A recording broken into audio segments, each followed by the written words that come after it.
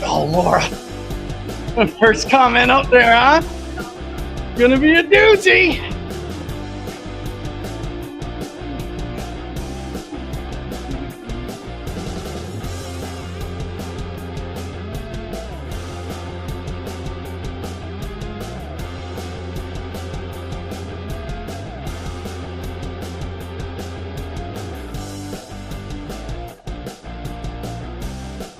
Give me a second here, guys. I just got to tweet out the links, you know.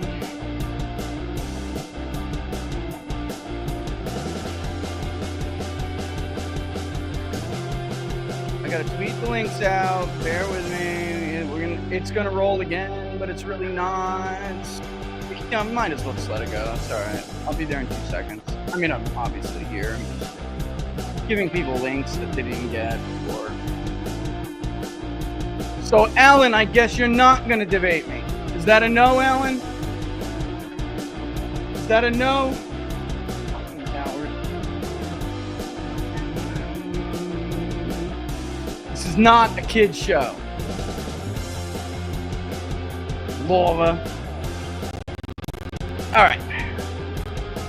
Let's kill this, shall we? All right, welcome to Inside the Numbers with the People's Pundit. I'm your host, Rich Barris, the People's Pundit. If you like the videos, don't forget to like them and share them far and wide. Thank you so much, of course, to everybody who did and supported, our work, our shows, our everything throughout the election cycle, and of course the Public Polling Project. I have put a lot of thought into like what we're going to do from here. And I got to tell you, a lot of the plans that I thought I was going to have, I think I'm going to shift directions because markets change, things move, you know what I mean? Markets change. One day, one entire episode, I think we'll go over the problems that we're still seeing. Look, I don't want people who support Trump to move forward and think, oh, well, look, the exit polls were great, because one day they're going to hurt, they're going to hurt you the way that they hurt Democrats in this election cycle. And there's still a lot of problems with them. So I'm really loving this idea of doing a national exit poll and basically taking over in the national exit poll. I really do think that it needs to be retooled because they're very bad. They get revised over time and things get better, but I think that may be the direction we're going to go. The Polling Project will soon have up a link on Big Data Poll that will say, how did we do? And there'll be a map there where you can click on all the polls. We just didn't do as many as we did in 2020. Probably because the economy wasn't as good as it was in 2020, even after the pandemic. The Trump economy, people had more money. And I understand, that it was a crowdfunding project. So I chose to focus on national polling for one reason. Well, really, that's not true. For two reasons, but they kind of wrapped up in the same kind of thinking. And one was that the national poll is going to show trends with demographics that I think are important. And then two, my belief that Trump, because I believed in those trends after polling for as long as we did nationally, which really never stopped all through the Biden administration. I believed the data. I believed those trends. I believed that Hispanics were going to dramatically move to Donald Trump. I was more skeptical on Asians, for instance, but you have to believe the data and follow the data. And that, of course, would have an impact on battleground states, some more than others, of course, depending on those demographics. But that's why we chose to keep that poll going. And then Michigan we chose because Michigan was thought of to have been the hardest of the three battleground states in the Rust Belt, in the Great Lakes area, if you want to consider Pennsylvania's the Mid-Atlantic, but the Rust Belt three within the Rust Belt poll. Right? When we last polled Ohio and Iowa, you may guys want to go back and look at it. Trump won them by the margins that we basically said he was going to win them by. Even with Biden or Harris, it really didn't matter. All right. So this idea, this move to dismiss Trump's win, and it's like, oh, this one, Harris was better here than Biden, or this and that, and the blaming game. It's all nonsense in the last attempt to cope. The fact is, Harris lost Ohio by the margin that we said Joe Biden was going to lose Ohio by in the spring. Harris lost Iowa by the margin that we said Harris was going to lose Iowa by in the spring. I mean, that Biden was going to lose Iowa by in the spring. Our compiled data set in Ohio is almost from the national polling that we did as a subsample for that.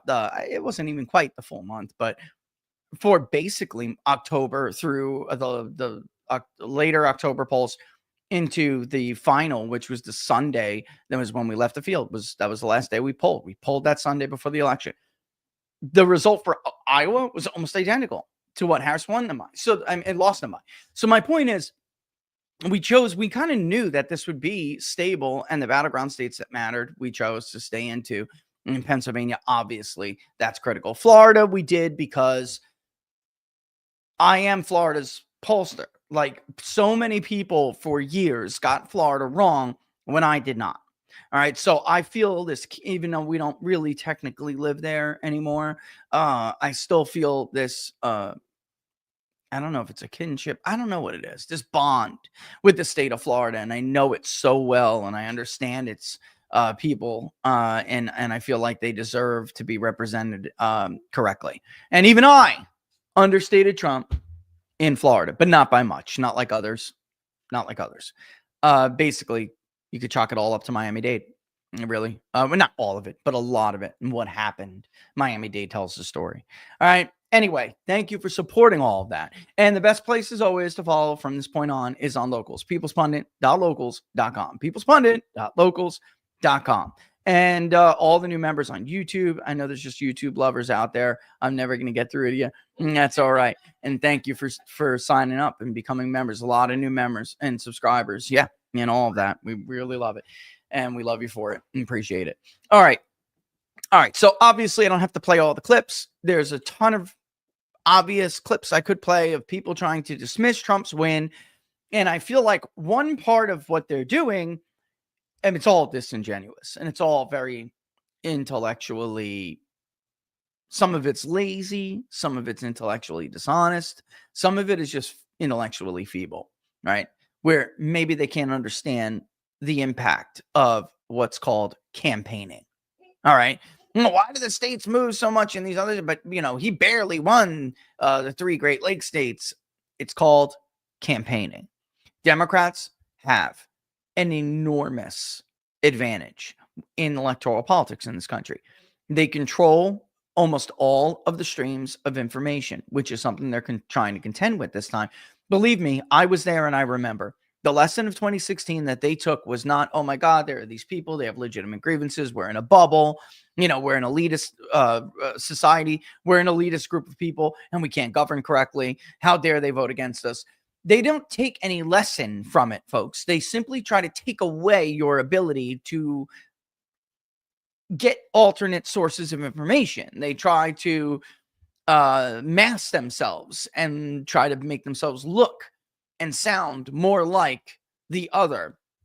And they don't actually mean it. They're full of crap. All right. Well, they very much mean to take away your ability to look at other sources of information, but they don't follow or learn lessons is the best way to put it. They don't do it and they won't do it. And that was part of the point I was trying to make last Friday and Monday. All right, Joe Scarborough and Mika Brzezinski don't really give a damn about Donald Trump and making nice with Donald Trump. They care that their ratings are down 60-something% and they're going to be taken off air if they don't figure out how to stay on the air. All right, many of these people, and we're going to get into some of their arguments in a second, one race that remains on the board right now is a great example of this argument, okay? Why the argument they're making, I should refresh it to make sure we have the most up-to-date results, which we probably do because there's not going to be a drop until tomorrow afternoon tomorrow late evening for Eastern Standard Time. Not late, but later. But it will be early evening for Pacific Standard Time, and I'll show you that because it's a perfect example of them making this argument. Oh, Trump didn't really win with a mandate. It was a weak popular vote win, blah, blah, blah, blah, blah. And oh, by the way, he didn't have coattails. And I think you're all not understanding. Again, campaigning is a huge part of this. That's why you could see some of the biggest shifts were in areas where there was no attention. There was no money. It was organic. That's what would really happen if there was an organic election. But we don't live in a country with organic elections. We don't even live in a country with fair elections. We don't. We live in a country that is deeply, deeply, deeply corrupted. And it's sad, but it's true. And Trump's win was so big, he was able to overcome those advantages that Democrats have. You look around down ballot, and that is not true. Some just lost because of their structural disadvantages, like a Mike Rogers, sprinkled with a little extra flavor of you're a deep state rhino. And you're not going to do as well as Donald Trump in Michigan, obviously. Eric Hovda, unfortunately, he suffered the defeat of the machine that we were talking about. All right. Sam Brown, just not the right candidate. Now that the election's over, I can say it, and I can say it freely. I am going to say something openly that a lot of people were afraid to say. But I'm going to say it because it's the truth. And I would hope you guys will always expect the truth out of me, whether it's mean, whether it's wrong, whether it's politically incorrect. That's tough shit. I'm going to say it if it's the truth. Sam may be a great guy, and he, by all accounts, is a wonderful guy. And he absolutely deserves every ounce of credit and respect for the sacrifice that he has made for this country. But Democrats were able to take his physical, whatever you want to call it, all right, his physical injuries and turn it against him. And some of the memes were awful. But guess what? They played into some of the darker aspects of human nature. Do I really want that to be my son? Do I want to have to deal with that for 6 years? And that's just true. So while Republicans have this huge chunk of their party that's like red, white, and blue, red-blooded patriots, flag waving, gun toting, and look, I love you, the greatest part of the country. You all are, really.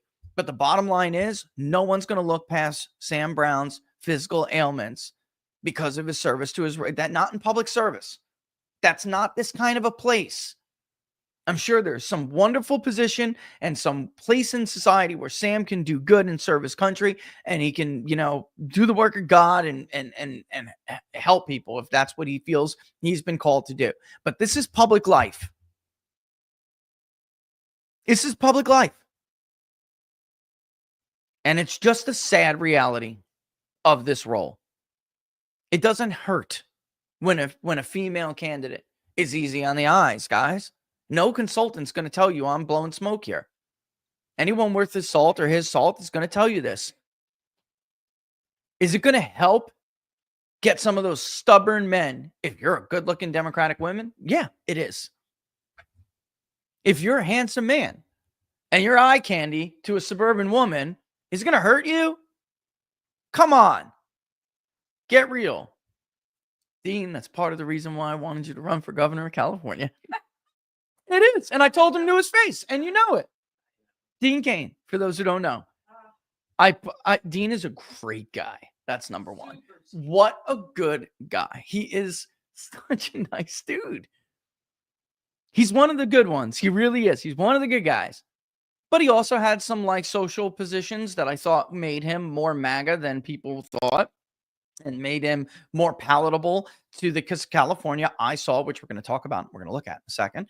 I saw what was happening in the state of California long before anybody else did. I told these dumb idiots of the Brain Trust and the Republican, National Republican Congressional Committee. I told Kathy, Mrs. Smarty Pants, she's one of the most smug, arrogant women I've ever met in my life. Yep, I said it. I don't care. Don't care. Not here to make friends. Don't care if you like me. Don't care if you respect me. Don't care. Don't care if I offend you. I just don't. Folks, last couple of weeks, I've been doing a lot of thinking. And I really just don't give a crap. That's where I'm at. If a few of us weren't here to tell you the truth, nobody else would be.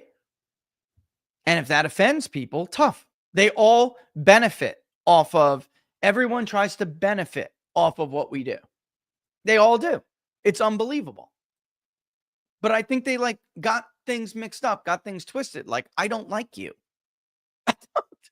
I do this for the voters we speak to every day. I do it for them. I don't do it for a party.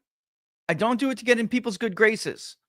I don't do it to get thank you notes from Donald Trump, although they're very, very cool. Right? I mean, it's history. It's going up in my man cave. Are you kidding? It's history. And he's funny as hell, isn't he? He's a funny dude. He's a lot funnier than you think he is. But the fact of the matter is, we saw this stuff going on in California, tried to tell the morons. They didn't want to listen. And this is like, you know what? Let's bring up one, actually, before I come full circle, which I will. Let's bring one up. Here's one of the last races on the board getting ready to be called. There will be a dump tomorrow in the county of Merced, which is who has the remaining vote left. As you can see, John Duarte has a very small lead of just under 230 votes. Okay. Fresno has a little bit of vote in, 93% reported, but there's less than 20,000 here. Okay. Moving on, meaning that what's outstanding is almost nothing, folks. It's not going to net Duarte a lot, unless he needs it to, because Madera is done. That's one of the most Republican areas. He grossly underperformed here. You have Trump crushing it in the 60s, and John Duarte is at 57%. All right. Let's skip over Merced for a second. San Joaquin is obviously going to be Adam Gray's, even though Trump actually fought them to a tie in this part of the district. And Duarte's down, but they're in, they're done, they're reported. Basically, that's all. This is John's home county. He's losing it. Donald Trump is winning it overwhelmingly, in fact. I think this county particularly shifted. Let me get the last. Hold on. We just did these numbers. Hold on. Dun, dun, dun, dun, dun, dun, dun, dun, dun, dun. Stanislaus swung 12 points, a little over 12 points to Donald Trump, and he is carrying it considerably. Adam Gray is carrying it over John Duarte, even though it's John Duarte's own seat. That's his home turf. Merced also swung about 12 points to Donald Trump, and he is currently leading. Merced was 16 points. Excuse me.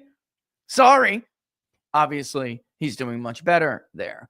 There is an argument to be made that some of that remains outstanding is going to be more Democratic than before. So maybe Trump's lead in Merced comes down a little bit, but that would be even worse for John Duarte, because nowhere, absolutely positively nowhere is John Duarte doing better than Donald Trump. The same is true of the other losers who went down. Michelle Steele, Mike Garcia. Did I say this publicly yet? I don't know if I did. Maybe. Why did you bring me out to your stupid dinner 4 years ago to tell you what to do and how to win if you weren't going to listen to me? Now look at you. Now look at you. I don't need your money. You think I'm afraid to hurt your feelings? Then one of your golden gooses publicly goes on Fox News and goes on Twitter and trashes the shit out of me. Look at you now. And your stupidity is being used in a narrative war against the voters, because I would say it's against Donald Trump, but it's really not. It's against the voter, to minimize the mandate that they gave this man.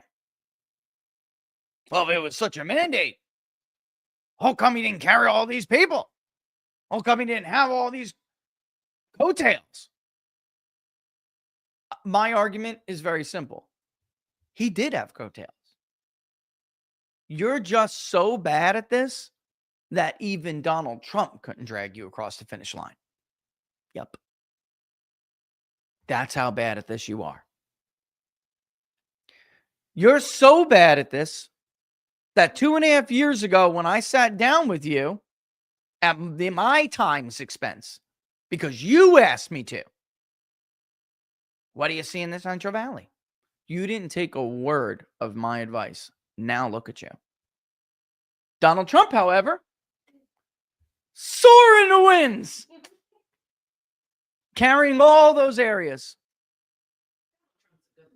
He's a good listener. He listens. These morons don't. And now they've given the media and the election mafia ammunition to try to minimize how big of a win this is. Another reason why this is a big win is because It doesn't, when you're looking at just the popular vote, and by the way, I want him to win the popular vote by 1.68%. Why?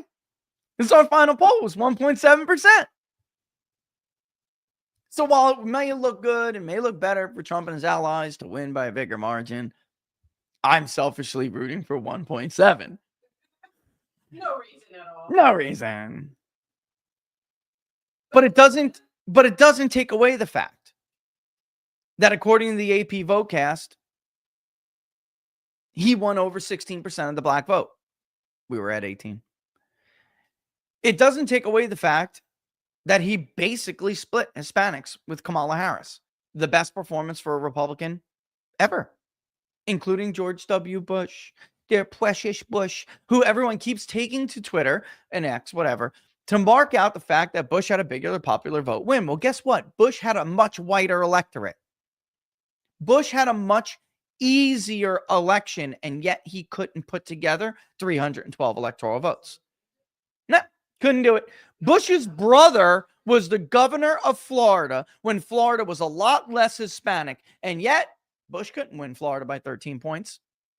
Bush couldn't even win Miami-Dade. In fact, Trump was doing as well in Miami-Dade 4 years ago with a lot fewer whites in the electorate. This is a much more diverse coalition than any presidential win we've seen since Obama. And I would argue, guess what? Obama's was fake. It wasn't real, which is why his support collapsed almost immediately. Everyone knew Mr. Hanoi wasn't going to win. Mr. Hanoi Hilton wasn't going to win. And that offends you too. You can go yourself. Everyone knew he wasn't going to win. So at this point, people by late October, he blew a huge lead open in the polls because people were just like, you know what? John has no chance. I'm going to vote for the first black president. I want to be on the right side of history, so I'm going to do it. A huge number of Republicans did it. They had no intention of actually supporting his agenda. Maybe they hoped and prayed he wouldn't be a radical fanatic like he was. But he was. So that support evaporated pretty quickly.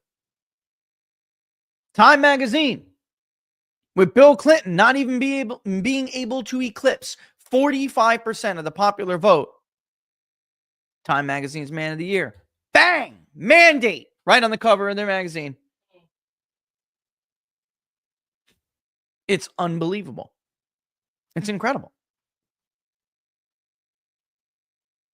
The difference being, why do we take that with an asterisk? Why do we look at an election like that with an asterisk next to it?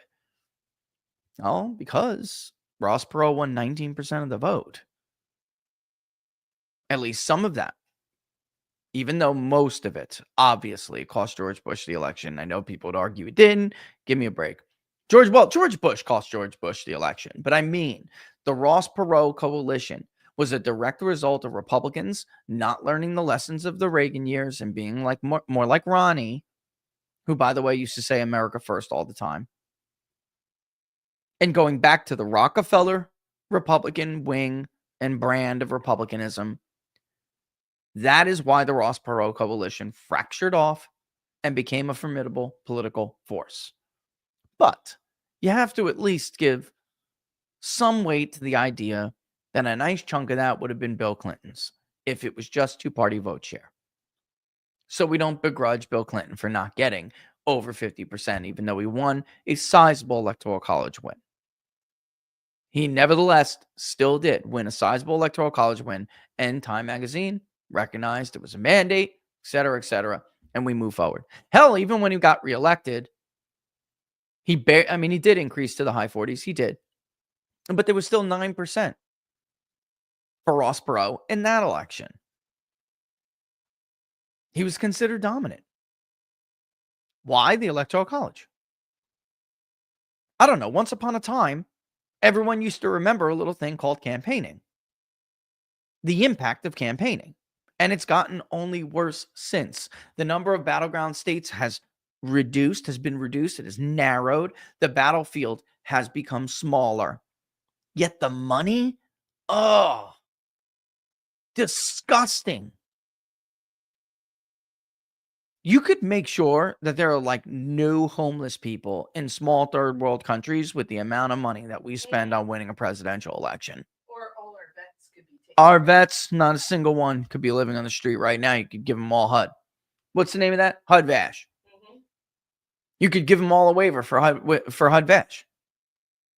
None of them would have to be on the street. But instead, it gets spent on rent seekers and rigging systems. Meanwhile, you have a state like California, which organically has been shifting to the right for a while. Which brings me again to what is, because this is relevant, why this is such a big win. I am the skeptic of the idea that a Republican can win the popular vote. I have been for years. And that was just simply a recognition of a sad reality. That a few urban centers in this country, a few, were able, just long enough, to dominate their statewide politics. Not quite one party yet, but enough to dominate their statewide politics that they ignored federal law and the federal government did nothing about it. They allowed a massive, some would say, invasion of people that came in and made blue states very blue. In fact, California was a red state before this was totally undertaken. It was a red state. And illegal immigration turned it into a blue state. And while they had that one-party rule, roughly 3, now 4, because you've got to consider Seattle. Look, it is the reason. Seattle is the reason that that Washington was the only state that did not net move to Donald Trump in 2024.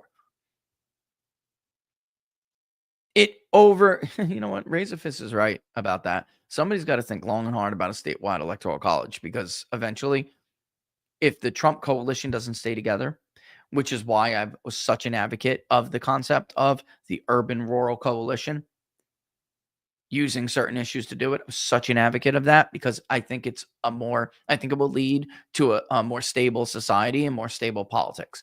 I think if it's not, we're headed for inevitable political upheaval. But that's why the Trump coalition is so significant. It did it. It did something that very few people, myself, Gavin Wax, and Troy Olson, and that's just about it, argued was possible. Oh, that's not true. Dr. Steve Turley.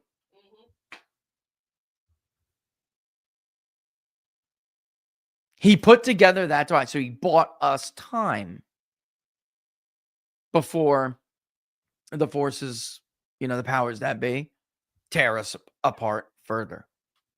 Trump bought us time. That's what he did. And his coalition is so diverse, it is understated in things like the popular vote, because you have essentially 3 urban centers that decided that they were going to have a ridiculous, almost unconstitutional impact on the outcome of elections in this country.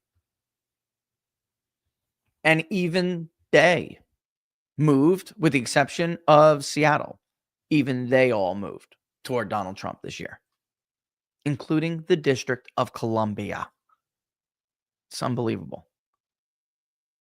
It doesn't mean it doesn't mean we still live in a world where we're going to see 6-point popular vote wins for Republicans. That's insane. That's an insane bar. In fact, if you applied the demographics that Trump won to an 2004 electorate, he would have won by an insane popular vote margin. George Bush ran in an easier electorate to win as a Republican. Ronald Reagan ran in a much easier electorate to win as a Republican. It's just not the same. It's just not the same. Even among whites, they're much more educated than they were. I hate that word. They're much more credentialed. White population is more professional class now than it was when Bush ran. It was more working class, of course, which is why, by the way, the Republican Party did not get those voters back then, because they were actually the party of the professional class. But that's also why they didn't do as well as Trump does with non-whites and younger voters, etc., etc., etc. You can't have your cake and eat it too. And somehow in this election, Donald Trump did in many instances somehow wins more Jews and more Muslims. Wins more boomers and more young people. More black. So big that nobody seems to want to point out the realities of this, because they don't want to talk about but what is that? But not only that, but it's like the dirty little secret that a lot of minorities don't really like each other and don't have the same interests. He manages to win more black votes and more Hispanic votes, not promising government doles for people. That's how Democrats do it. In truth, these demographics have very, very different political interests. One is undergoing political maturation at a much faster pace than the other. They shouldn't have these interests at all aligned with each other. I think the maturation was forced, though, upon the bad delegation. Maybe because there's such bad governors that they did force the political maturation of young black men. That's what I think is going on too. I don't think we know enough of that yet, but they can see it. Yeah. And the civil rights mentality, that's a good point. Civil rights mentality is wearing off of them. And the governing was so bad by this ruling class that it just kind of forced it. But in normal other instances, that's not the case. So during World War II, Puerto Ricans actually underwent political maturation at a really fast pace. Not probably, it's true, because they had higher enlistment rates and they had access to the GI Bill. But they went through this process at much higher rates than some even other ethnic Catholics. And it took the Irish forever to get out of that, to get into that process, because Puerto Ricans were not part of the machine, right? So that held them back from political maturation. The patronage system of the machine, especially the urban machine. Big part, big deal. I mean, it truly is the last plantation. It really is. So in any event, there's a part of this that is just about the impact, these long-term, demographic trends that have been going on that make it much more difficult. Like you're seeing people measure Trump's popular vote win against, for instance, George Bush, or even you notice many of them don't want to go back before the 2000s, but they're measuring like Bush and Obama. It's like totally different eras. And 08 was an anomaly. It was a fluke. It was a fluke. It's the first black president. People did it and voted for him for that reason and that reason only. It was a total fluke. They didn't support him, and John McCain was going to lose 2 very unpopular wars, an economic recession. It couldn't have been a more favorable environment to run a historic candidate. That was a fluke. But when you also look at 2012, and you try to pair it up against Obama's win, they're very different electorates. I don't think, let me explain it even more so. Barack Obama could not have beaten Donald Trump in the year 2024. I said it. Barack Obama would have lost. So take all of Nate Silver's little apologist articles and stick them up his you-know-what. Because it doesn't matter that Harris needed 2 more months, or you know what, she did so much better than Biden. You don't know that. All you know is the candidate who month after month after month and year after year after year, voters told you they wanted back as a president, that voters told you they trusted more on inflation, on immigration, on the economy, on trade, on foreign policy, on everything, on the Palestinian-Israeli crisis, on the Russo-Ukrainian war, everything. The rest of it, you're just making up as you go along, all hypothetical, just the way you made up that it was a 50-50 race. It was never a 50-50 race. Could you make an argument it was close to one? Sure. But the fundamentals always favored Donald Trump, and that didn't matter whether we polled either Obama, whether it was Barack or Michael, Bernie Sanders, Elizabeth Warren. I saw somebody had posted Bernie Sanders would have been a different election. No, it wouldn't have. The map may have been a little bit different. You're right. Maybe it would have been a little different. Bernie would have lost Virginia. Right. He may have won Minnesota by a larger margin, but he would have lost Virginia. He was still going to lose Pennsylvania. The definition of political maturation. Ooh, okay. That's a fair question and one I should stop to answer. Okay. All right. So let me use an example to help define it a little bit better. All right. Political maturation in the broad sense, before I get into an example, is how groups come here and they end up, first of all, especially immigrants, and it's very specific to America because, of course, the American experiment, American experience. They end up on the very bottom of the total poll, and they are, I want to liken it to Maslow's hierarchy of needs, but I can't. The bottom line is you end up in a position at the beginning of your stage of political maturation. You're in a position where your rational policy choices are nil. They're very limited. You're still making a rational policy choice, but you're doing it based on very limited choice. Right. Selfish needs because you need to meet your basic needs. All right. Or selfish isn't the word. You're doing it to meet your very basic needs. You need a job. That party helps you economically. You need something to eat. That party helps you economically. You need shelter. That party helps you. And so think about the Irish Catholic who came off the boat. All right. And they met a guy named Kelly at the barge. And Kelly said, your wife is going to go work at the factory plucking chickens, feathers off of chickens or whatever. And I'm going to find you something to do. You're going to be a runner, or you're going to go work at the garment industry, or you're going to do whatever. But when it comes time, election day rolls around, you're going to vote the way Tammany tells you to vote. And that's it. And that's the way it was. Over time, they became cops, right? There was a patronage system, but it didn't mean they're going through the process. They are, and they're going up the ladder of political maturation, where their interests become more important and more. I don't want to say more important. Yeah, yeah. But the bottom line is they're still stuck in the urban machine. All right.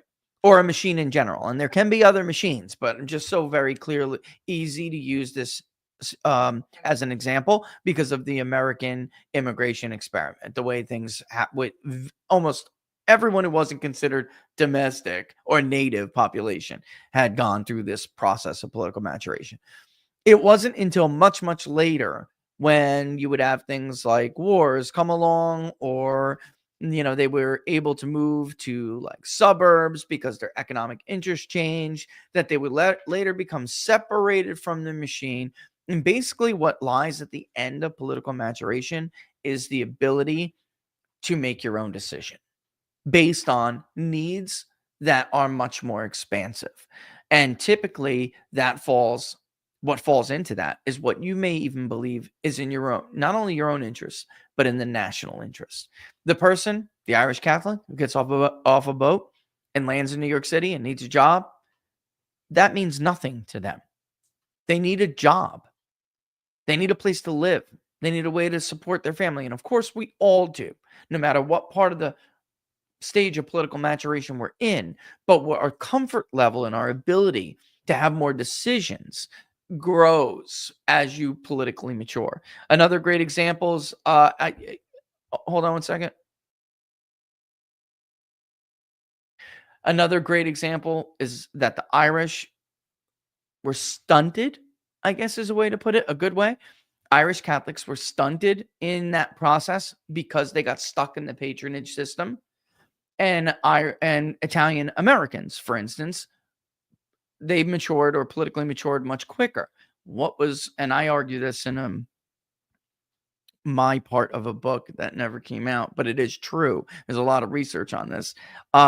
I think one of the big parts, which I alluded to before, was the war. And a lot of course, Irish Americans served too, but Italian Americans actually had higher enlistment rates along with Puerto Rican Americans.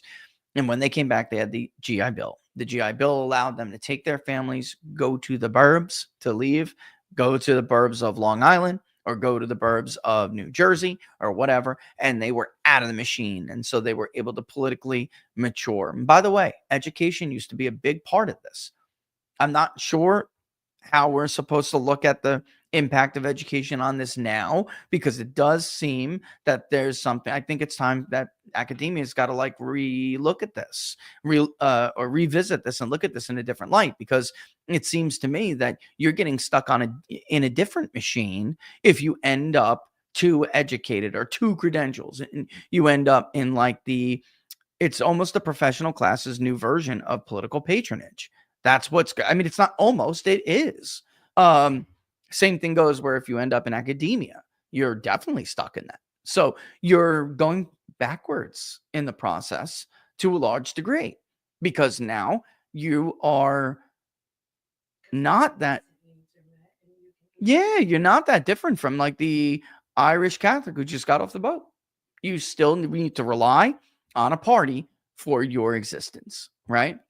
So basically, the idea of political maturation is the ability for you to, you end up, I don't want to use the word slave, and I don't like to use it hyperbolically or like overuse it or irresponsibly use the word slave. But you are essentially on the political plantation of some sort. And as you mature, you get to make your own decisions and your own choices, and you're not as reliant on them. And look, we have it today. Young Black men are evolving and going through political maturation. And the media, pundits, the election mafia, they don't want to talk about it because, of course, that hurts their own preferred political party. Because who are they all? Members of the professional class. Yeah, they're the highest up on the food chain. They need them to be politically immature to survive. So to have a job. So it really kind of sucks if you think about it, because normally we're supposed to celebrate political maturation. We all used to. And by the way, the height of like political maturation for both Irish and Italians, although Italians did it quicker, is thought to be the 1980 presidential election, when they just voted for Reagan. And that is when they broke off finally from the Democratic Party. Some would go back. Many, they both supported Clinton in the 90s. But they were free to do that, is my point. That's what's very important here. They were free to do that. And new generations, making sure that they're economically cared for and like self-sufficient. I mean, a big part of being politically mature is that these groups are self-sufficient. They no longer rely on the patronage system and, things like food stamps, welfare. They're just modern day versions of Tammany style politics. Said it really good. Indentured servitude. Yeah, I wanted to use the word indentured servitude. That's a really good way to put it, but it's not much different. You guys ever watch the movie Far and Away? Right? Isn't that with Tom Cruise and Nicole Kidman? You want to see a man try to drag the Irish into a state of political maturation? That is Tom Cruise. That's what he's doing. The hell with this. I'm going to go get my own land out west.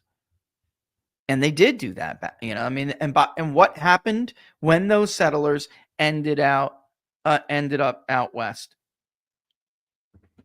They got much higher positions on the food chain. The railroad. But it cost them. It did. Of course. It cost them dearly. Yep, it absolutely does. Let me answer your question, by the way. I don't know why it's not going on Getter. Something's disconnected, it says. It was supposed to be on Getter. That's weird. Yeah, it's on. It's connected. I see myself. Hi. It's mirrored. I can see it.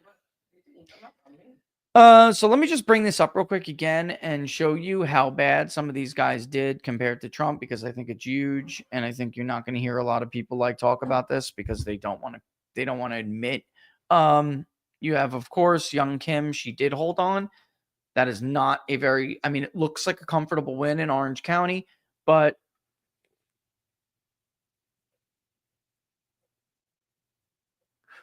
it's really not. Okay.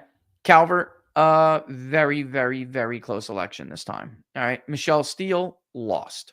Look at that. Derek Tran beat Michelle Steele. It's only a few hundred votes. And Republicans are going to want to chalk it up to, well, in a midterm, we'll get him back. No, you probably won't. All right. I hate to tell you, you're not going to. You underperformed. Even you underperformed Donald Trump, even in areas where Donald Trump was believed to have been toxic, and of course, nobody fits the bill better. It's so hard to like get in here and show this, but Cisneros took over. Yep, he sure did. It's so hard to get in here and play around here, but I should just pull them from the drop down. But bottom line is, this whole area, this whole coastal area got much more educated. It is what it is. And it's just going to be like that from now on. And you can see Republicans' grips on even more inland parts of San Diego are getting less and less viable. Darrell Ice is a little different. He's more inland. Obviously, it's a much more favorable area. But then you have Ruiz to his east in 25. So meanwhile, the Central Valley, for those who are wondering, what I did tell them was that this is going to happen no matter what. You're going to have some swings with these educated white voters. Sometimes they'll look more favorable. Sometimes they won't, but it's going to be a while before they ever come back to you. And you're going to be tempted to have like what we later would call and mock as like a Ukraine first kind of policy, because you remember the days of George Bush and the national security moms and all that crap. And that will not save you. And at some point, Donald Trump's working class coalition is going to overtake you anyway. So when those swings happen with the professional class and the credentialed white voter, Donald Trump's actually going to do better than you. His coalition will outperform you because he will get non-whites and he will get non-college voters that you will not get. Meanwhile, he will still benefit from the professional class swings. So you're going to be looking at a situation where you're going to lose 2-3 congressmen and women while Donald Trump does better in your state. And he's going to outperform you the most in the Central Valley. And that is exactly what happened. And so I have a lot of people like calling me in the last couple of days. Like, why are you pointing this out? Why are you seemingly gloating over it? Because you're going to drag this party back into Loserville. Is that what you want? Because what happened, what I told you was going to happen is exactly what happened. And you're going to learn all the wrong lessons from it. And because you underperformed him in these kind of congressional districts, look, by the way, when you look at, Mary Miller is a good example, but they have so many more opportunities in Illinois. They really do. But look at Miller Meeks.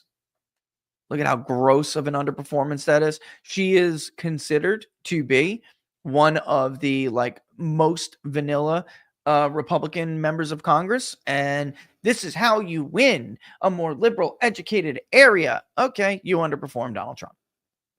Badly. So it's only going to get worse from there. Again, when you look at a state like Pennsylvania, not to take anything away from Dave McCormick, and they're just counting illegal votes.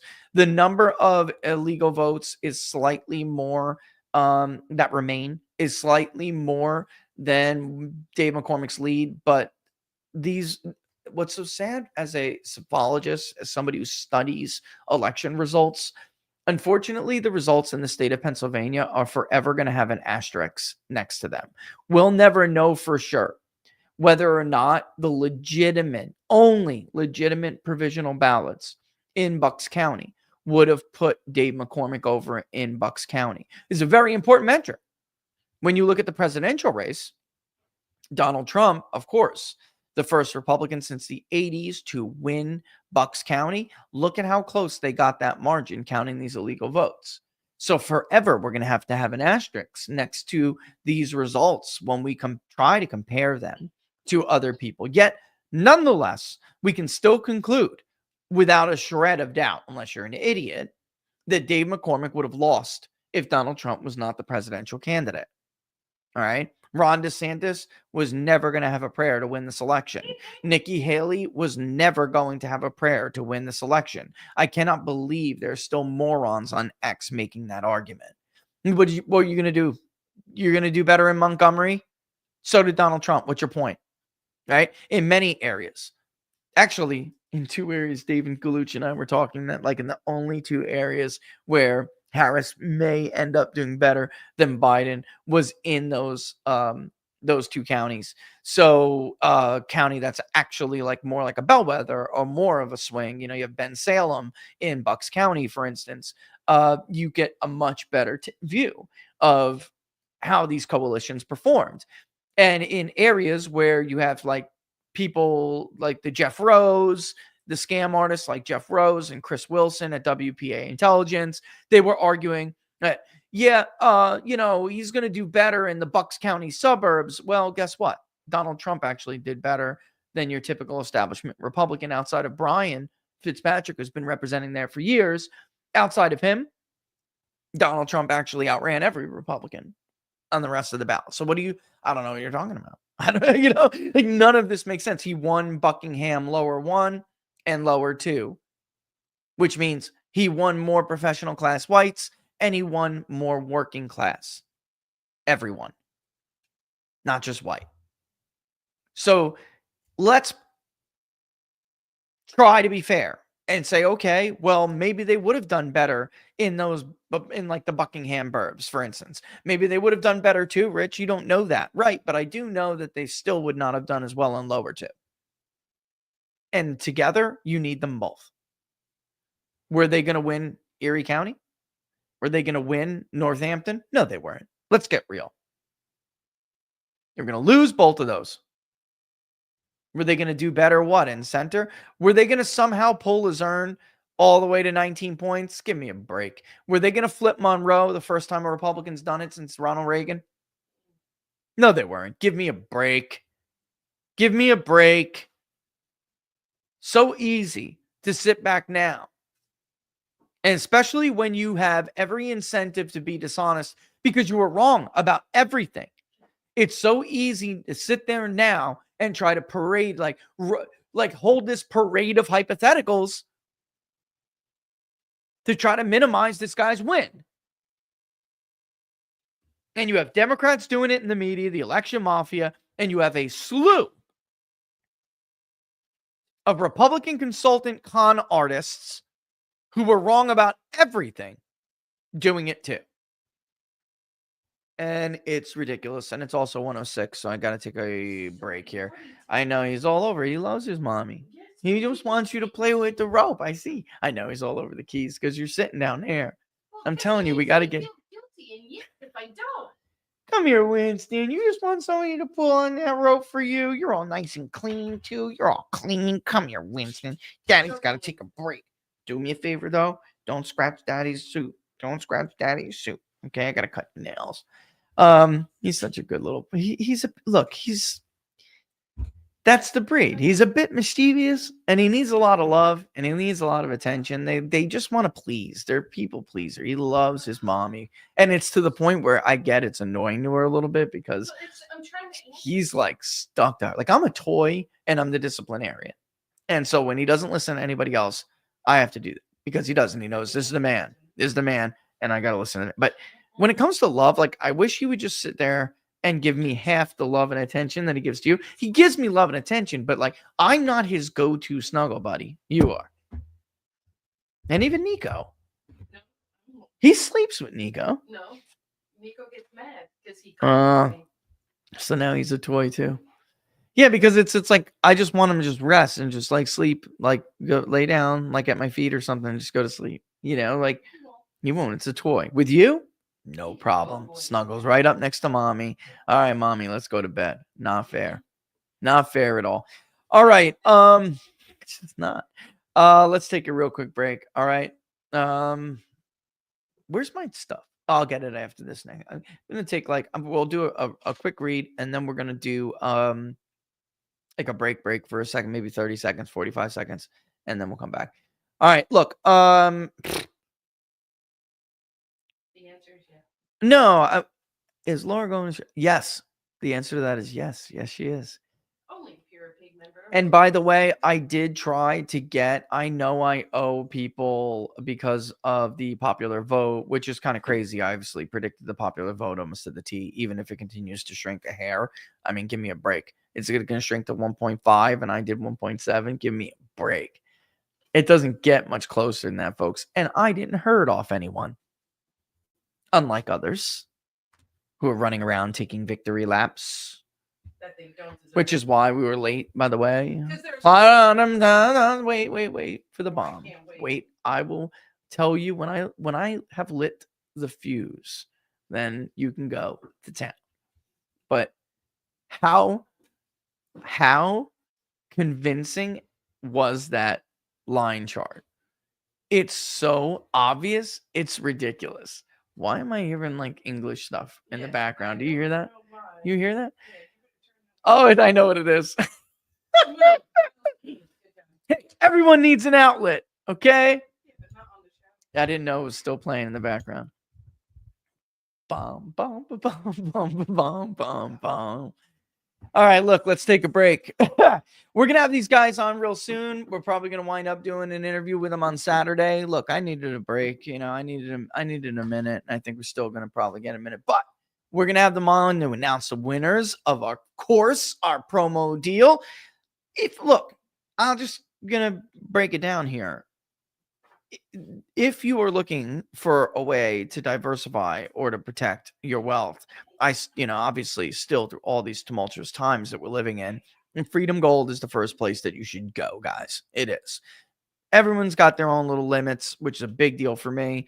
50K, 20K, 10K, and even Freedom Gold is 5,000 as a minimum. Most of these firms do, but not if you are signing up through us. They've dropped it way down to just $500 entry fee.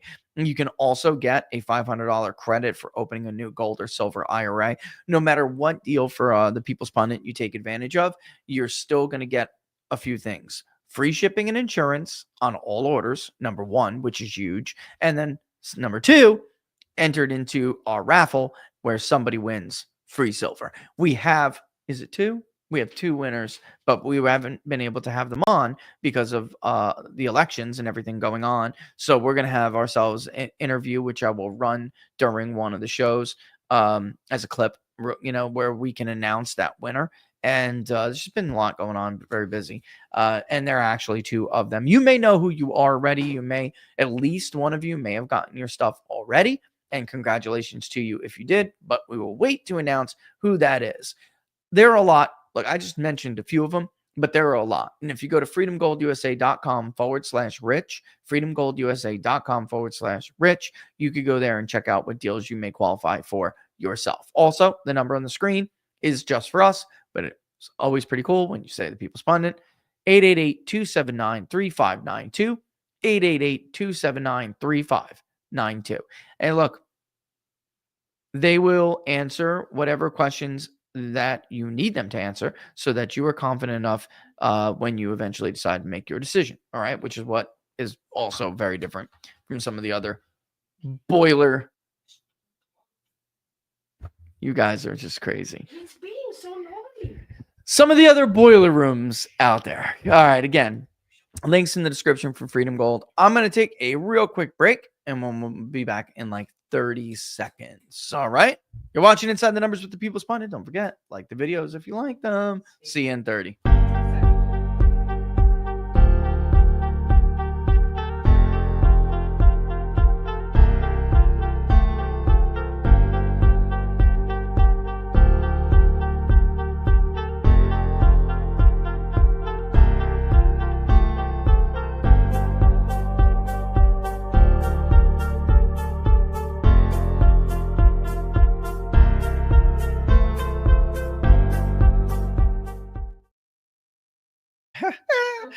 You guys are just too much, man. It's too much to deal with. You guys are like, I'm like totally distracted. You're crazy. It's not my fault. Blame him.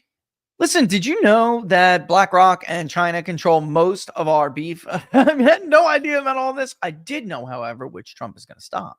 This like 30 and 30 plan where they're basically trying to take over all of the cattle, all the cattle land in places like Texas, Oklahoma, and beyond. All right. Well, that's going to come to an end, thank God. But I've been told about this for a while. Some of you may know already. Maybe you even tried it. But you know, I always say it's always the standard for having anything on the show. Send it to me. Let me hear your pitch. If I like it, we'll talk. And I love this stuff. I really do. Farmer Bills Provisions, really, which is biltong. It's old as I didn't know, never had heard of it myself, except for Viva Fry, who also loves it. It is gluten-free, keto-friendly, sugar-free. It's all at the bottom. You should go check it out. All I got to say is this. Dave's also right. The spicier, the better. But chili is not super, super hot. Just to give you guys, if you're a spice guy like me, give you guys a gauge, I would say the chili is probably like 4 out of 10. I mean, it's enjoyable. You can eat it even if you're not a spice person, and it won't be too hot. And then, of course, there are the regulars. But you know, the way that these steaks are with that fat that's on them, man, it falls right off. It's so good. I absolutely love it. They sent me a ton of it, and I've been slamming it ever since. All right, but also too, it is great for as an alternative. I don't know about some of you guys, but like I have to watch. It's not even a paleo thing like you see there. I just have to watch some of the reds that I eat. And this is absolutely delicious. If you go to farmerbillsprovisions.com, the link is also in the description. Use the promo code TPP and get yourself some money off. All right. Farmer Bills Provisions. Use the code TPP for the People's Pundit. All right. At the end during checkout. And believe me, you'll love it. It's very, very, very, very good. And all this stuff I learned about through some other people. And I'm just like, I don't know. Maybe I'm just getting old or something, but I don't know how that slipped past me. That is way better than beef jerky. If you're a jerky person, forget it. You will not be after you try Farmer Bill's Provisions and their biltong. It is way better than jerky. And jerky is expensive. I'll never buy jerky again after that. Why?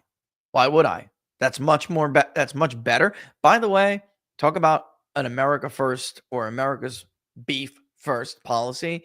These guys are absolutely supporting American ranchers, and we need that more than ever. All right, this election said anything. It's like a hands off election, and that's something I tell you all the time that I really don't want you to lose sight at is that economics is politics. If you're going to help political foes or America's foes economically, you're going to help them politically as well. All right. It's going to happen. Right? So make your decisions wisely, right? All right. What else? Let's get into here. I know Laura's got a bunch of things over here. Yeah, this is a good point. And D. Wong, this would not be the first time this happened. Bill Clinton had enjoyed a booming economy, and I'll read you what he wrote in a second. Bill Clinton had enjoyed a booming economy, yet he handed structural problems to Bush. He did. Bush the senior had dealt with the political negatives of a recession, yet he handed Bill Clinton an economy that was out of recession and on the upswing. There was still the structural problems from the Community Reinvestment Act and the housing crisis that was, building and building under Bill Clinton, and it blew up under a Republican. I still think, though, Bush deserved, I don't want to say all of the blame, but he deserved a good deal of blame because they didn't know about it, and he spent all his political capital fighting Democrats on the war and fighting wars, unpopular wars, instead of using some of that political capital to fight the liberals who would have you believe that they were in this for, the benefit of the working class and the very honorable goal of every American owning a home. That's a load of crap. Barney's banging the Freddie Mac dude. Get out of here. They're all a bunch of disgusting, incestuous slobs who pig out on the hardworking taxpayer. And, or they pick out at the trough of the, the hardworking taxpayer, and the taxpayer is the one who gets shafted for it. Right. So Bush, he should have done something about that, and he didn't. So he deserves a lot of that blame. So I understand your concern. If you're a Trump supporter, you should be worried about this. Very worried about the weaker than appreciated economy that Biden is handing to Trump, with lots of dangers underneath, like the deficit. Yeah, what was that? Some kind of delivery? Yeah. Like the deficit overspending leading to higher inflation, or long-term interest rates that are higher in overinflated stock market. You should be. I worry about this a lot. In many ways, and I said this the other day, and oh, by the way, we'll talk about this, but a lot of other things. I'm Battleground Live tonight with Sean Parnell, which made me think, I don't know why, I want Mario's. Like the other Mario. It seems like every time I go on Sean, I have that. Yeah. It's weird. Anyway, it's weird.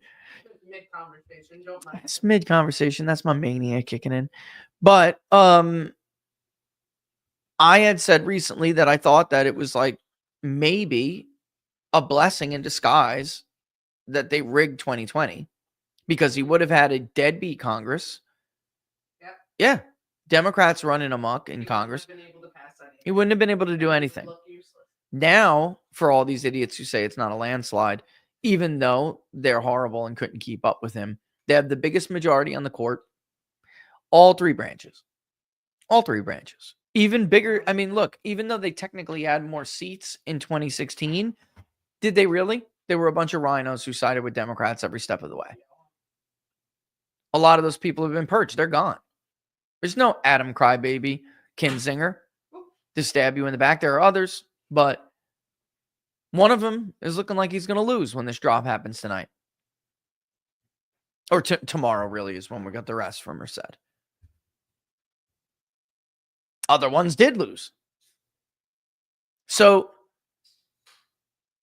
the only thing that leaves us with is a concern that, are we at a point where we were in 2016, where solid growth, bringing us back to Trump-style growth with modest reforms, could, in the long term, give us a prospect that we could grow and modestly cut our way out of this thing before some bomb goes up. So what I'm saying is to grow our way out of this thing, meaning this debt bomb that's going to crush us. But now the situation is more dire, and the debt bomb is not the only bomb we have to worry about. It's the credit card bomb, student loan bomb, a banking failure bomb that could absolutely go off. It's not good. You should be concerned. I'm not trying to be Johnny Raincloud here. I'm just saying this will not be easy. The good news, thank God, and Laura reminded me of this, which is unbelievably something I can't believe it didn't come up more during the campaign. The Trump tax cuts will be gone. And Donald Trump has now been reelected to make sure that doesn't happen. If you're a small business owner, I don't want to say the money. I don't want to say a figure because, I don't want to be on, it's nobody's business, but I'm telling you the significant amount of money more, even though Laura and I always cut a huge check every month, every year. The significant amount, like there is no way we could have employees at Big Data Poll. There's just no way. No chance. It's either make sure we're prepared and able to do the things we do with you guys and get rid of the employees, or keep the employees and not do as much as we do with you guys. There's just no, the tax bill from the Tax Cuts and Jobs Act going away would be ridiculous. I'd have to go back to being a private guy who does not, I could still do video stuff. I'm just saying, like, oh, I want to pull Florida. Not there. Not possible. Like, it's just not. Doing the public polling project for like nothing. Not possible. Like, this bill would be huge. And I am one person within what is essentially 85% of the public. What that would have done to business, I can't believe this wasn't talked about more. And we have now, what is it, 2024? We now have nearly 60 years, almost 60 years of economic data from not exactly right-leaning sources, folks. I'm talking about the OECD, the WTO, the World Bank, where there's a Goldilocks zone for corporate taxes. Ooh, that looks good. The Goldilocks zone is a point where you can raise taxes too high and people start engaging in reduced economic activity and tax avoidance. And then there's a point where it's too low, where it doesn't matter even if you lower taxes, it will still result in a reduction of revenue to the government. So you have to be somewhere in that Goldilocks zone. The TCGA, perfect, love it. The TCGA was maybe a little bit higher on that end of that spectrum, but it was what could get past Congress, but still nevertheless in the Goldilocks zone. And by the way, corporate taxes being too high reduces wage growth. This stuff is like not debatable. I cannot believe that we get into like debates as if we don't have data that shows us what is the deal. Like even the OECD, for crying out loud, will tell you what I'm saying is true.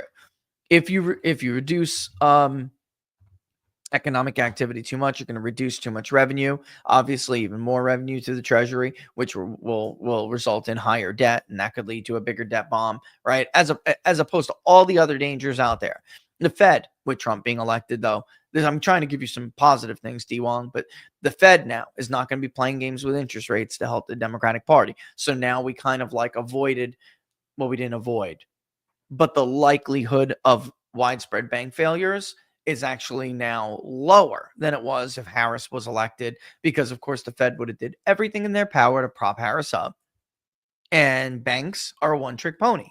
I mean, the Fed is a one-trick pony, and they can do what they can do to control inflation with rates, and that's it. However, they also risk causing bank failures. So they were trying to help Biden and Harris by putting the brakes on inflation, but you do it too quickly, you do it too much, you could start bank failures. And they did. 2 years ago, we were in the middle of a big bank failure crisis, and they just didn't report on it. But thankfully, it did not metastasize to a point where it was like widespread problems, and they were able to get away with not really reporting it as dire as it really was. And it was dire, very dire. Yeah, I mean, they cover for people. I mean, even financial reporting now has been corrupted by ideology. It's so sad. What do I think of the theory that Trump needs to push for reparations to truly secure the black? No. No. He does not need to do that. Absolutely not. What he needs is to make sure Republicans get in line for his programs. That's it. Yeah. There it is. I was talking to Mark from Rasmussen before, and he's gonna have some data on what people think of Trump's picks. This is another thing, because this is part of the reason why they're trying to minimize his victory, so they can try to politically push back on his picks. For the truth is, Americans want big change, not small stuff. They do not want the small nonsense.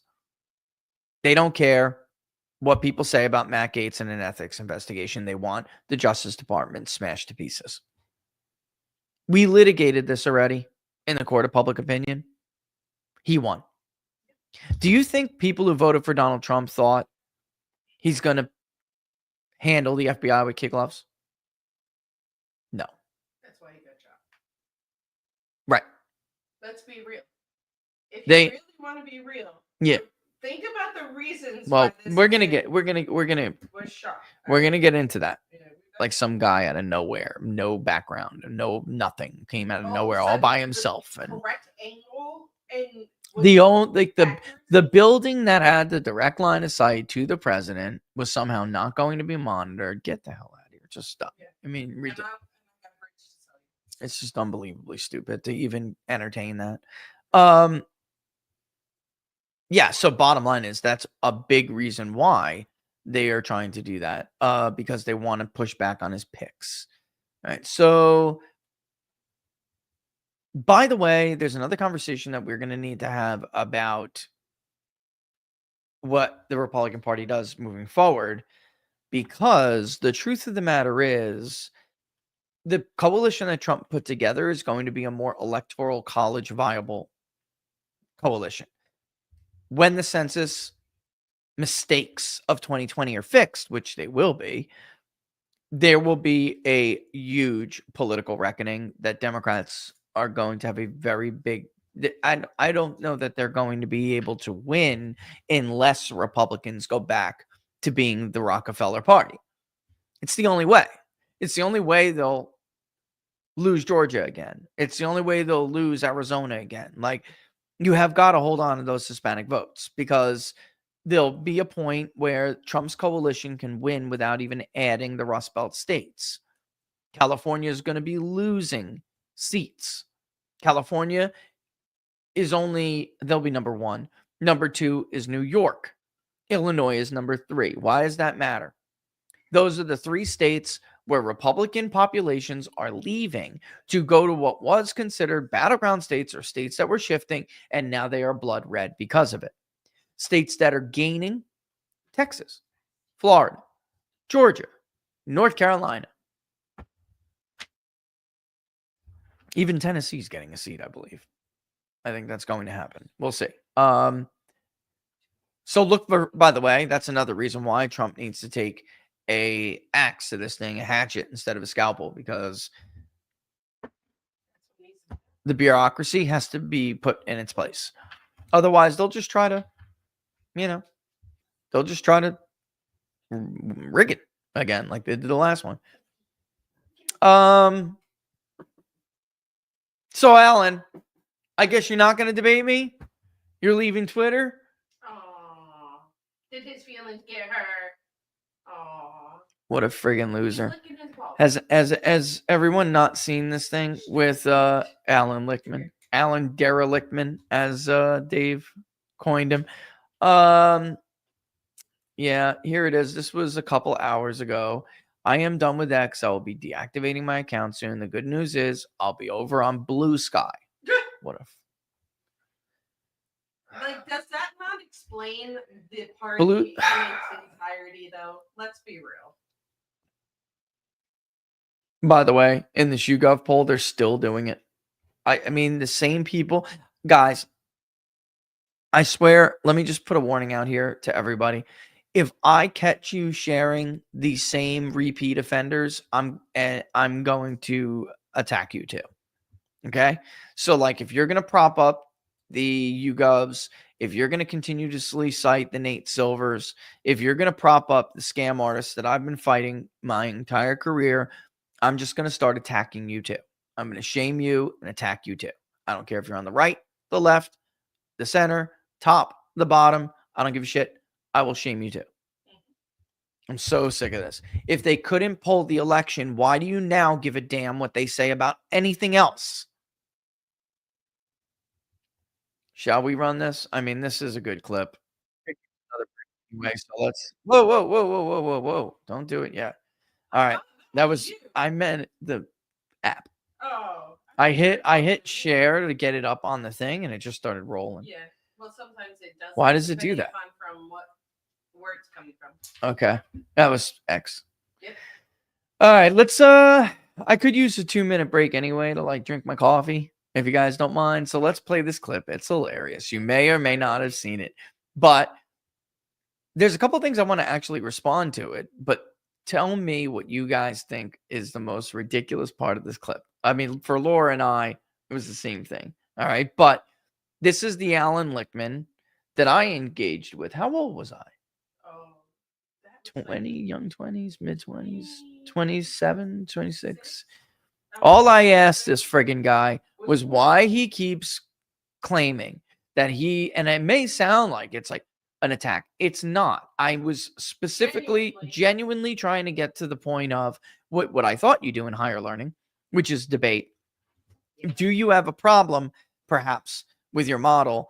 It does not factor into the popular vote versus the electoral college. It cannot distinguish because in the past, and he didn't even let me get to this. In the past, the popular vote in the electoral college they had much more synergy and they were much more aligned. But as demographics in this country have changed, right? That has changed. And maybe a model that is gauged toward predicting elections in 1984 is not going to be able to predict an election that is conducted in the year at that time, 2012. Right, 2012, I think it was. And he flipped out on me. He lost his mind. And then I got yelled at by another professor. How dare you treat him? What do you mean? Like an academic? And of course, that didn't go over well. I was like, so you're both a bunch of frauds. Thank you. Glad I don't have your class. But this guy's a big deal. To this day, he's on X right now. Not just Lichtman. I'm talking about the one who was hosting him. The university calls me every year for money. He used to run. Now there's so many other people doing it. I'm not sure anyone cares that much about what he used to do. He's cited though a lot. But he used to be the one who tracked all early voting. Anyway, let's play this. Yeah, I can hide it for you. I think it's up in there it is. All right, perfect, because we'll throw this up. Let me drink my pumpkin spice and we'll watch this together, and I'll see you in a hot second. This is good stuff. Here's Alan Lichtman on Piers Morgan. Sek Unger from the Young Turks. I want to say loses it on him, but he doesn't. He simply tries to hold him accountable, which is the part of the big word that's on the front of the banner for the show today, is it really comes down to people not wanting to be held accountable. Which is scary. Again, you don't expect them to roll over, but you do at some point expect some voices to say, okay, that's it. But you're going to hear Alan here be everything that's wrong with the election mafia. Mm-hmm. All right, because they don't feel like they can be challenged. They think they're better than everybody else. He literally uses the word blasphemy to refer to anyone criticizing him the way Sek Unger criticizes him now. How dare he? Who the hell are you? And by the way, at least Senk says it. Yeah, he does. He's like, who are you, Jesus Christ? All right, for those who didn't watch it, here we go. Don't blame the voters. I think, look, we could get into this discussion, but one, I think you're blaming the voters. I think that's a terrible idea. And look, I debated Professor Lichtman before. I told him his theories about the keys were absurd. I was right. He was wrong. I said he'd lose his keys. No, you were Couldn't not find right, him and before I the was election. not wrong. And that's a cheap shot, and I won't stand say for that? it. Who won, brother? You should not be taking cheap shots at me. Who You won? want to make your You point, live make your in point. a total Don't make it world of personal. denial. I read your own followers' comments, and they all trashed you, every one of them, and supported me. Yeah, so quiet with your personal attacks. Come find out again. Make whatever point you want. Don't make it personal. You don't know anything. You don't know anything. You attacked me personally. You're so deluded. All right. I've only been a professor for 51 years. On this program, I've never been able to finish a thought. How many books have you published? Let me stop him there, actually. Let me stop him there. Laura, because you just said it, and like Laura just said, that is their gauge of success, baby. Not whether or not they're actually good at it or whether they're right or wrong, but whether the rest of the professional world, the rest of the professional class affirms them, affirms their work, affirms their behavior. It doesn't matter if it's right or wrong. You understand? That's their measure of success. It's a sickness. You know what it is? There's a word for it. It's narcissistic. These people are a bunch of narcissists, and the whole professional class is at risk of becoming narcissistic. I'm not saying they all are. Of course, that would be ridiculous. But they all live in a world where mediocrity is okay, as long as your peers affirm what you're doing is good. Okay? That's right. This is how the scam of global warming became like a scientific consensus. That's BS. The money is in research that shows that global warming is man-made. The minute, she was only the world's foremost authority on the polar bear. The minute she came out and said that the population is not declining and that the ice caps are not receding. They're in fact expanding. They ruined her. She was right on the data. The same thing goes for the public health sector, and believe me, it is a major problem in this sector. Look at how I paused. Look at him. He's a narcissistic madman. He's a madman. This isn't, and I'm telling you, I could have told you this 20 years ago at the University of Florida. He's sick. There's something wrong with him. He thinks he's better than everybody. You understand what I'm saying? He thinks he's got a godlike syndrome where he's right about everything. And it's like nobody, and if he's wrong, it's not him. And that's what he starts with saying, we shouldn't blame the voters, because before, guys, if you weren't watching the segment, what he did is a clip of what I showed you last week, which isn't the same show. It's just he's been on this spiel for a week and a half now, 2 weeks. It's the voters, your inability to make a rational policy decision, your inability to not being able to discern what is and what isn't disinformation and misinformation. You're all stupid. And he's smarter than you. And his model, sad to say for him, he made a mistake. His one mistake was assuming you're all not stupid. Who the fuck does this guy think he is? Who does this man think he is? This is why I actually do prefer the old school way of doing things. If you insult somebody and then try to hide and use the system, and look how offended he is that he's being insulted. What about the insults you just hurled to 70 what now? Hold on. Let me get the exact amount. 76,836,909 people. What about the over nearly 77 million insults you just hurled at them? They don't care. You know what? Maybe we should go back to a time when somebody like that just gets a little slapped around a little bit. You know what I'm saying? Like, you want to talk about a man like that? You want to talk about a man like that? You want to talk about people like that? You can't hide. You don't get to trash people like that and then hide behind your station, your camera, your keyboard, there's something, I think, something very beautiful and even virtuous in like having to be held accountable. And there are very different degrees of accountability. And there is a line.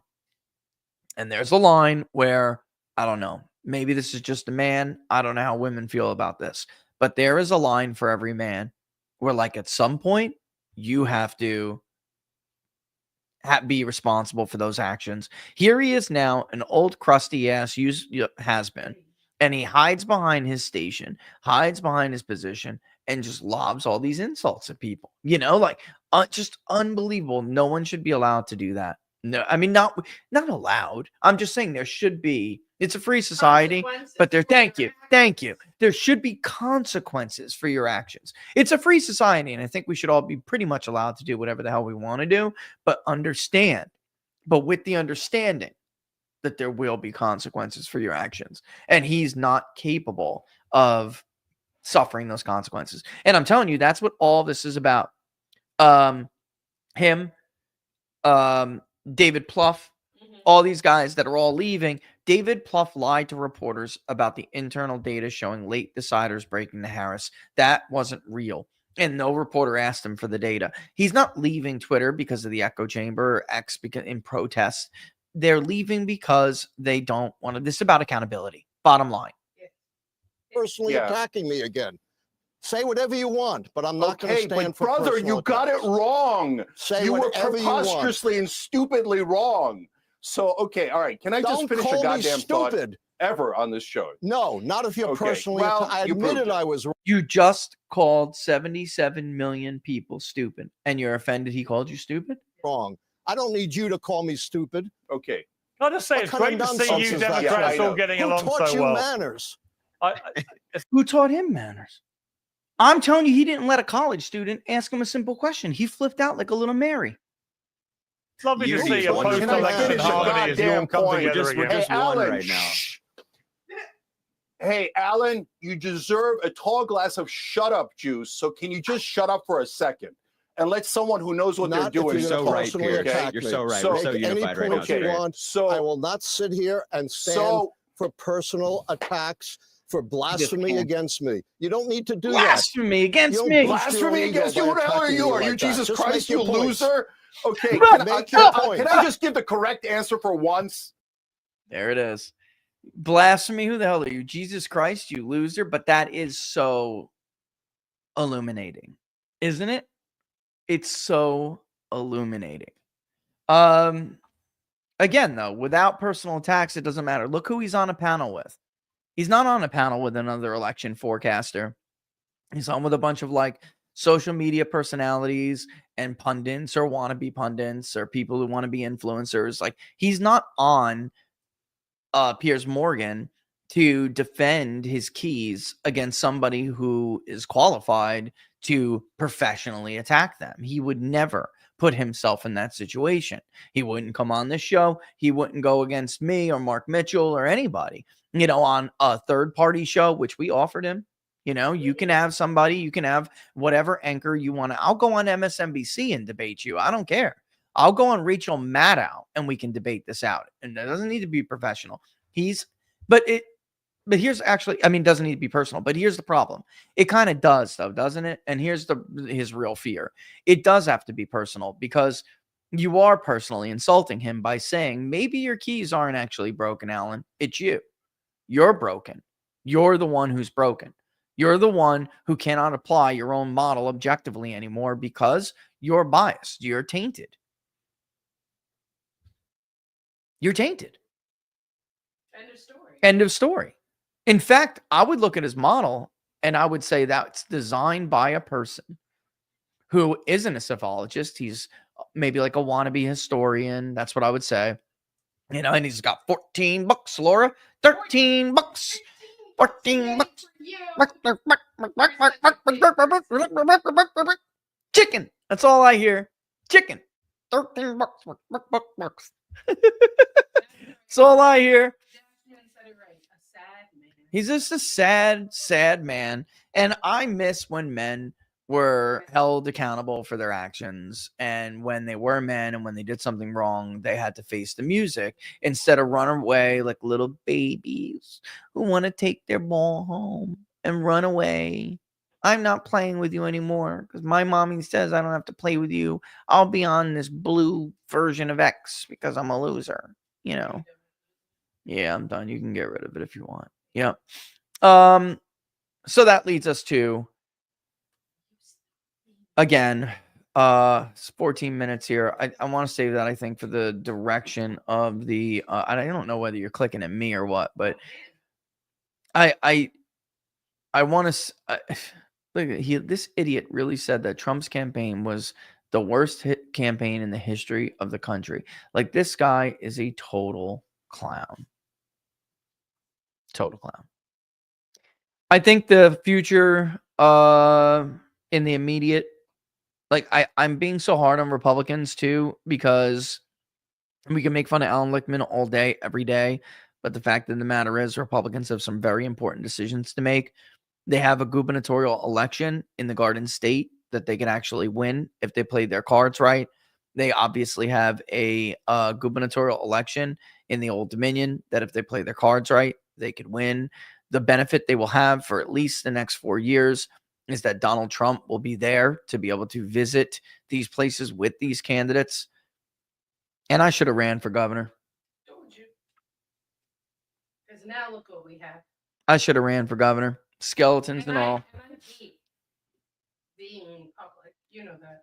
I cannot believe Mark Robinson thought he was just going to hide from that scandal.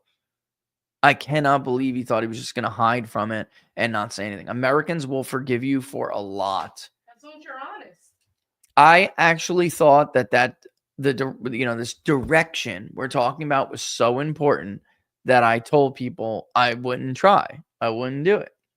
Even though my wife wanted me to. But I was like, I think it's good for the country and for the Republican Party, but for the country, for the Republican Party to be less white, to be younger, to be. So I thought Mark Robinson was a good face to it, was much more representative, right? Because I want to see the country more united. I don't think, guys, I'm telling you, as a pollster, there are a lot of Democratic voters out there who really don't know what they're voting for. They don't. On Twitter, Scott Rasmussen was talking about election day deadlines and how there are, all of these votes still being counted in California.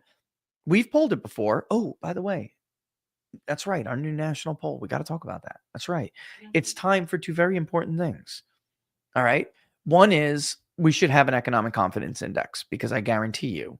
All right. I can't guarantee you anything, but my people's pundit Nostradamus-like crystal ball is telling me that if we did the registered voter economic confidence index right now, it's going to have increased quite a bit with the election of Trump. And then number two is more than number two, but we have to ask certain things that we try to ask on an annual basis, and trust in institutions, maybe, if it's not too big of a survey. But we have to bring up some of these annual gauges. I don't think it's time for belief in extraterrestrials. That's spring, isn't it? I have to go look it up. Let me see. Let's look it up now. But there's like some really cool stuff that we need to do. I may just pull the trigger and do it myself. Let's see. Let's go back. I have a timetable here. The Christmas poll's coming up. Thank God we got rid of itch and itchier. The Christmas poll.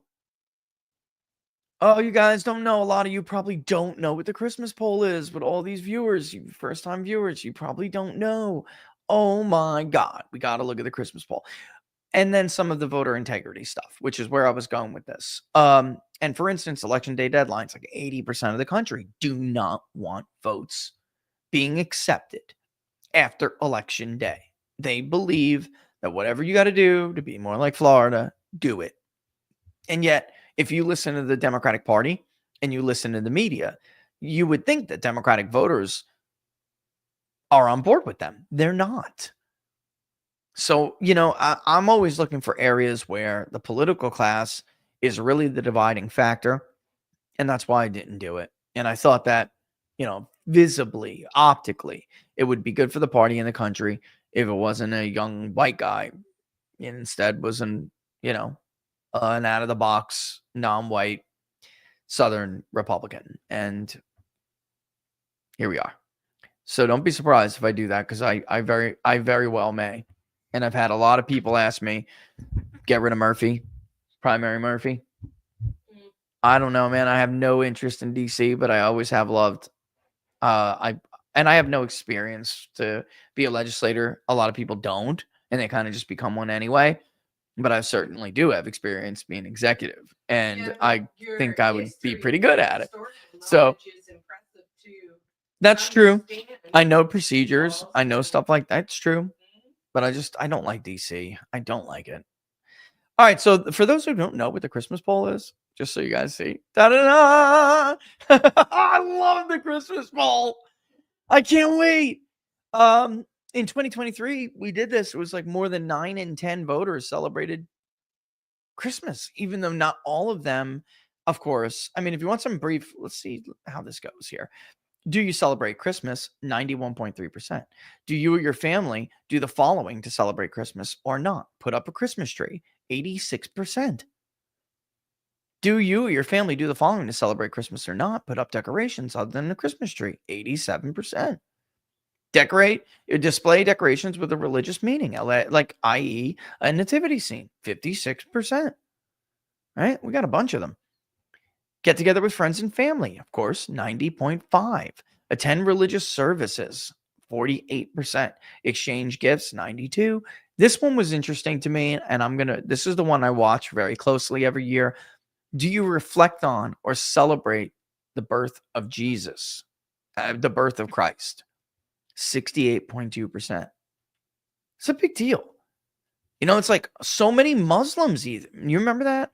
This is by age. But do you remember how many like Muslims and Jews, and they said they in fact celebrate Christmas? I thought it was really cool. Attend Christmas parties, about 2/3. A concert at a play, 44. Do you prefer a real or artificial tree? Right? Real's 36, artificial was 57. Religion and Christmas. Thinking of the way you personally celebrate Christmas. We need to put both. Christmas Both? tree. You think people have both?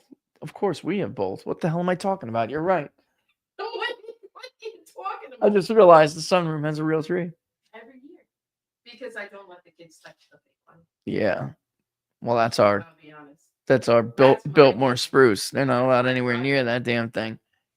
For those who don't know, Laura makes like the prettiest Christmas tree known to man. It's gorgeous. It's if locals knows.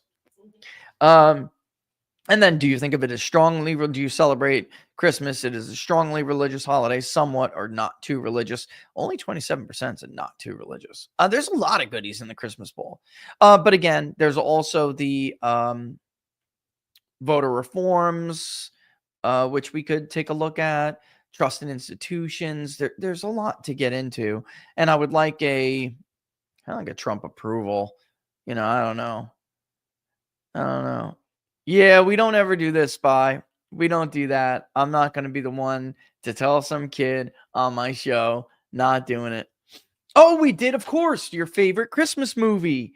We also asked which one was the best version of the Christmas Carol. I mean, there's a lot of cool stuff we've asked during Christmas in the Christmas Bowl. What won last time? Is Owen watching? Owen knows who won that.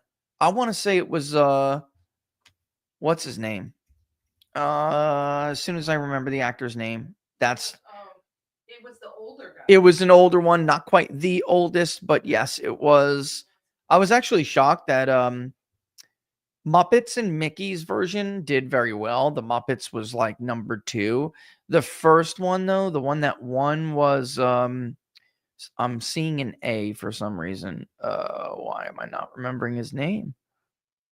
How could I be doing this? I can't believe I'm not remembering there he is. It is Alistair Sim. The Alistair Sim version.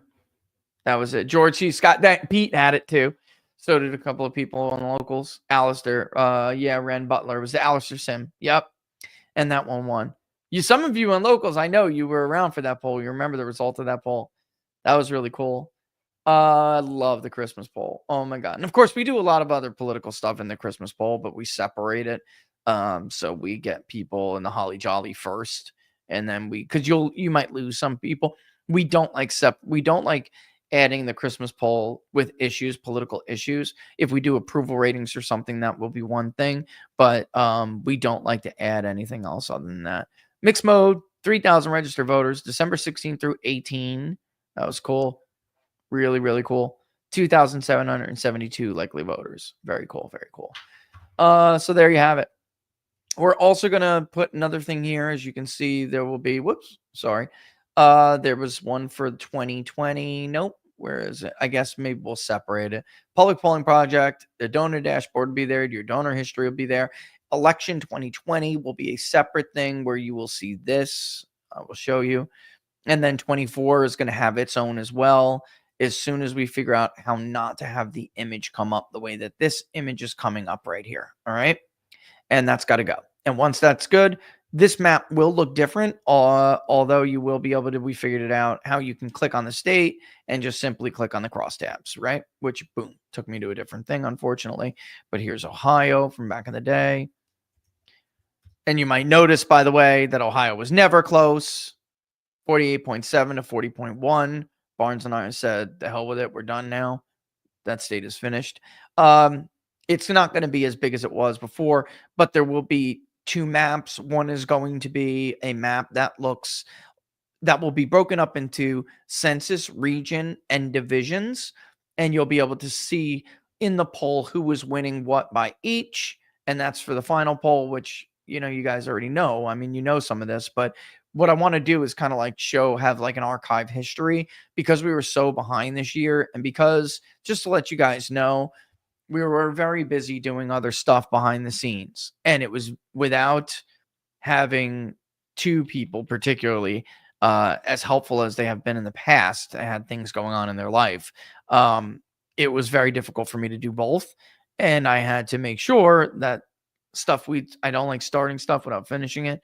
I just got split into a million pieces. So that's why there weren't press release statements put out. There was only crosstabs. Okay. So yeah, that's what we're going to wind up doing, and it's going to be cool. So when you go to this right here, I guess we'll have to separate this out, Laura, where it says like election 2020 and then election 24, and then give people their donor history below that. All right. And this is where it goes here. I don't know. Maybe I'll put one thing up here. Look at this, though. We did very well for this economy.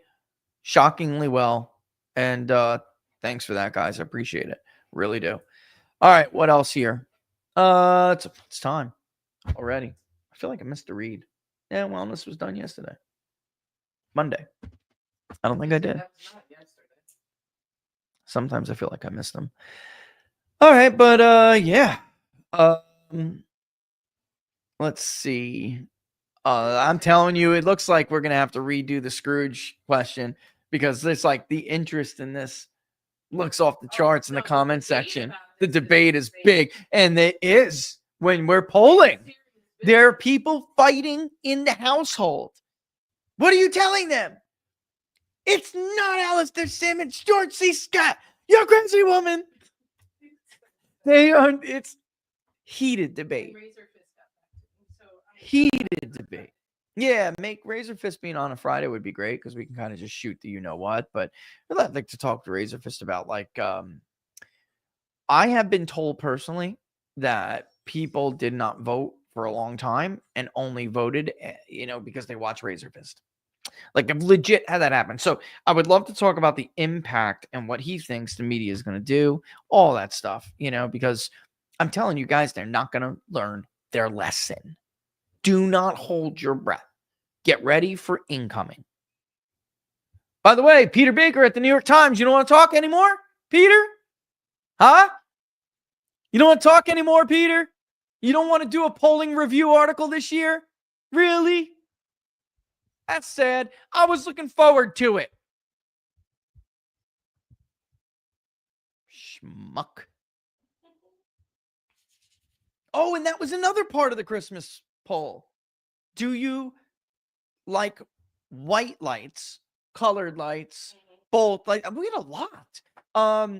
What was your favorite color theme scheme? And there's some crazy colors that I forgot about. Champagne, obviously silver and gold, red and green, traditional Christmas, candy stripe, all this stuff. I mean, I had no idea there were like legit Christmas themes like this.